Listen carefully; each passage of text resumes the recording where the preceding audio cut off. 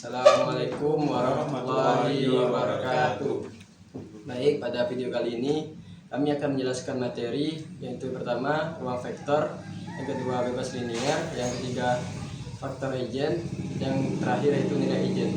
Yang beranggotakan saya sendiri, Farhan Aidinal, dengan NIM 2433854, dan rekan saya Fauzi Ikhtiar dengan NIM 2433855. Dan saya Rizky Ananda dengan NIM 2433846. Baik, simak video kami kali ini. Assalamualaikum warahmatullahi wabarakatuh. Perkenalkan, nama saya Rizky Ananda dengan NIM 2433846. Saya akan menjelaskan mengenai materi ruang vektor. Baiklah, simak video saya. Ruang vektor.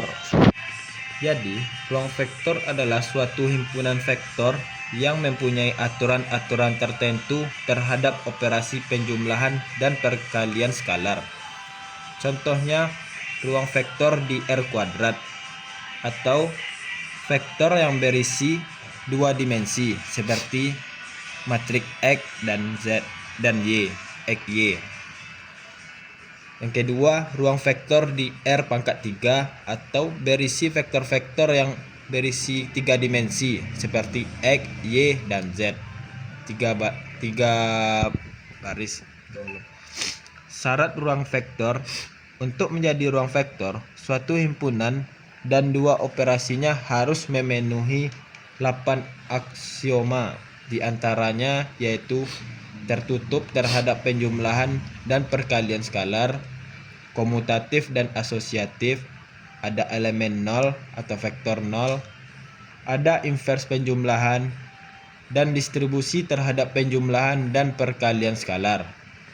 Contoh, misal V sama dengan R kuadrat dengan dua operasi biasa U tambah V, U1 tambah V1, U2 tambah V2, dapat CU-nya sama dengan CU, CU1, CU2. Maka V adalah ruang vektor karena memenuhi semua sifat di atas. Maka adapun contoh soalnya, yaitu diketahui himpunan V sama dengan X, Y himpunan R kuadrat X kurang 2Y sama dengan 0. Ditanya, apakah V merupakan ruang vektor di R kuadrat? Jawab, pada penjumlahan. Ambil U sama dengan 2,1 dan V 4,2. Keduanya memenuhi X kurang 2Y sama dengan 0. Maka U tambah V sama dengan 2 tambah 4,1 tambah 2, dapat hasil XY-nya yaitu 6,3, atau dapat kita buat jadi matriks seperti ini. Dan pada perkalian skalar, kita ambil C sama dengan 3,4 sama dengan 2,1. Dapat CU-nya sama dengan 6,3. Dan dapat hasilnya 6 kurang 2 dan kurung 3. Dapat hasilnya 0. Jadi, V adalah ruang vektor karena memenuhi syarat terhadap penjumlahan dan perkalian skalar, serta mengandung vektor 0, 0,0. Sekian materi dari saya dan akan lanjutkan oleh Farhan. Baik, selanjutnya perkenalkan, saya Farhan Aidinal dengan NIM 2433854. Pada video kali ini saya akan menjelaskan tentang materi bebas linear. Misalkan S yaitu himpunan vektor-vektor tak nol, atau isinya di sini V1, V2 sampai VR, di mana adalah suatu himpunan vektor tak kosong. Jika persamaan vektornya itu K1 V1 ditambah K2 V2 ditambah sampai KR VR sama dengan 0. Kita mempunyai solusi tunggal, yaitu K1 sama dengan 0, K2 sama dengan 0, sampai KR sama dengan 0. Maka S disebut suatu himpunan yang bebas linear. Jika solusinya tidak tunggal atau solusinya tak hingga, maka S disebut himpunan yang tak bebas linear atau bergantung linear.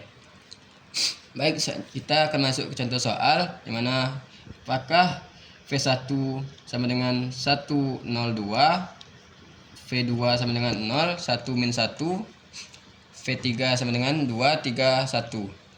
Saling bebas linier.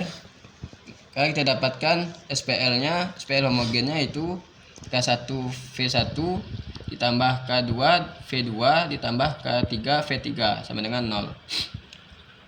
Di K1-nya itu 1, 0, 2 ditambah K2-nya 0, 1, min 1 ditambah K3-nya itu 0, K3, 1 sama dengan 0, 0, 0.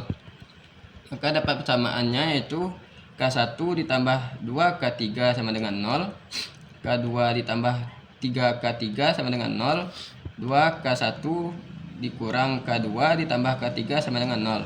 Kita substitusi dari dua persamaan pertama ke ketiga, yang menghasilkan hanya solusi K1 sama dengan K2 sama dengan K3 sama dengan 0. Maka jadi V1, V2, V3 saling bebas linier.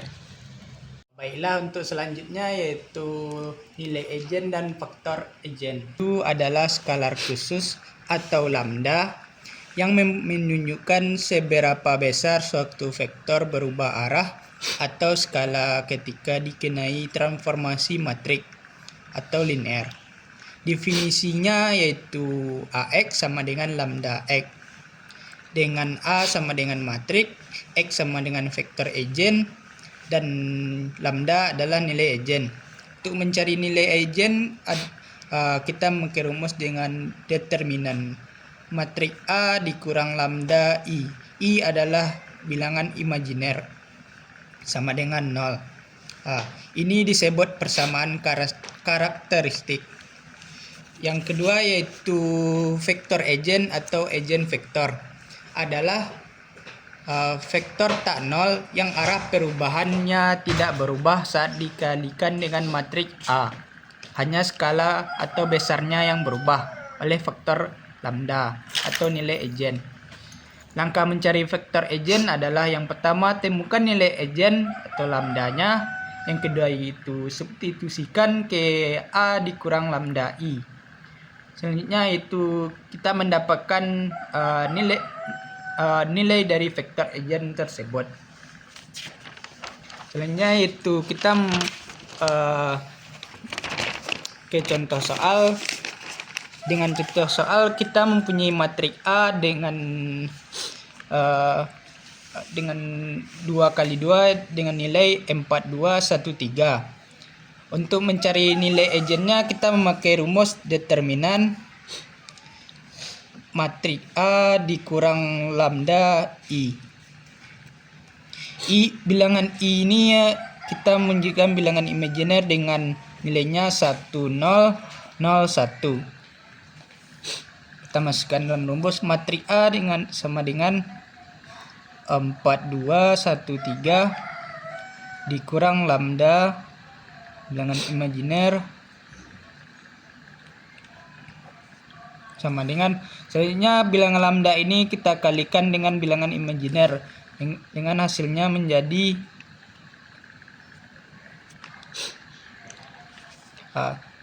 min lambda kurang lambda dikali I sama dengan lambda dikali 0 sama dengan 0, lambda dikali 0 sama dengan 0, dan lambda dikali 1 sama dengan lambda.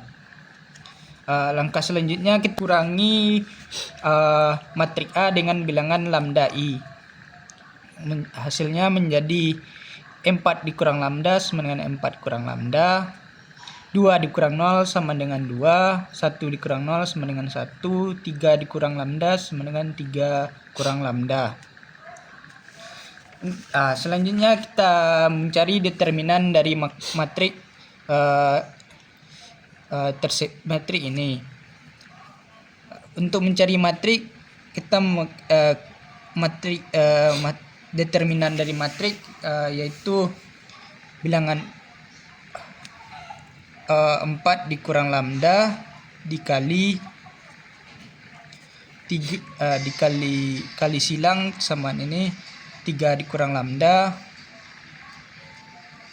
dikurang 2 dikali 1, dan hasilnya yaitu 4 kali 3 12, 4 dikali min lambda sama dengan min 4 lambda, min lambda dikali 3 min 3 lambda. Min lambda kali min lambda sama dengan lambda kuadrat. 2 kali 1 sama dengan 2. Jadi hasilnya lambda kuadrat dikurang 7 lambda ditambah 10. Selanjutnya kita akan mencari faktor dari kedua bilangan berikut dengan cara yaitu dua bilangan dikali hasilnya 10 dan dua bilangan ditambah hasilnya 7 min 7. Yang dua bilangan dikali hasilnya 10 yaitu 5 dan 2, dan yang ditambah hasilnya 5 dan 2. Karena di sini negatif, kita pakai negatif. Jadi faktor dari lambda tersebut yaitu lambda dikurang 5 sama dengan 0, lambda sama dengan 5, lambda 1 sama dengan 5, dan atau lambda 2 dikurang 2 sama dengan 0, lambda 2 sama dengan 2. Baiklah, untuk nilai egen kita mendapatkan nilai egennya. Selanjutnya kita akan mencari faktor nilai egen dengan cara yang seperti dijelaskan sebelumnya, yaitu kita memasukkan lambda ini ke persamaan 4 kurang lambda 2 1 3 kurang lambda. Kita tukar lambdanya menjadi bilangan 5, menjadi 4 dikurang 5 2 1 3 dikurang 5. Jadi hasilnya yaitu min 1 2 1 min 2. Baik, selanjutnya yaitu kita masukkan ke dalam rumusnya, yaitu A dikurang lambda I atau sama dengan A dikurang 5I sama dengan 0. Selanjutnya menjadi min X1 ditambah 2X2 sama dengan 0. Kita pisahkan menjadi X1 sama dengan 2X2. Kita ambil X2 nya sama dengan 1, menjadi X1 sama dengan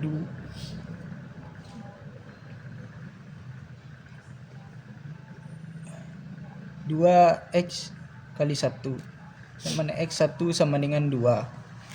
Jadi faktor egen dari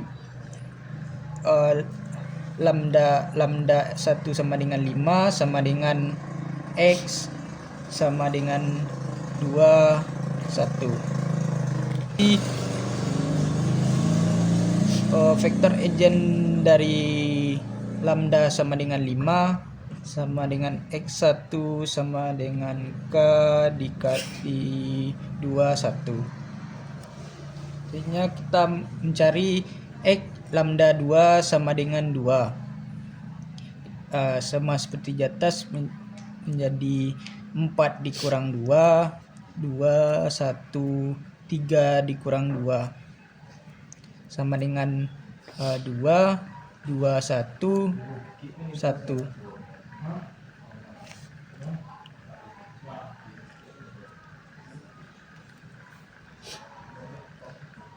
Selanjutnya yaitu A dikurang lambda I sama dengan 0, menjadi A dikurang 2I sama dengan 0, menjadi 2x1 ditambah 2x2 sama dengan 0. Kita bagi 2 menjadi x1 ditambah x2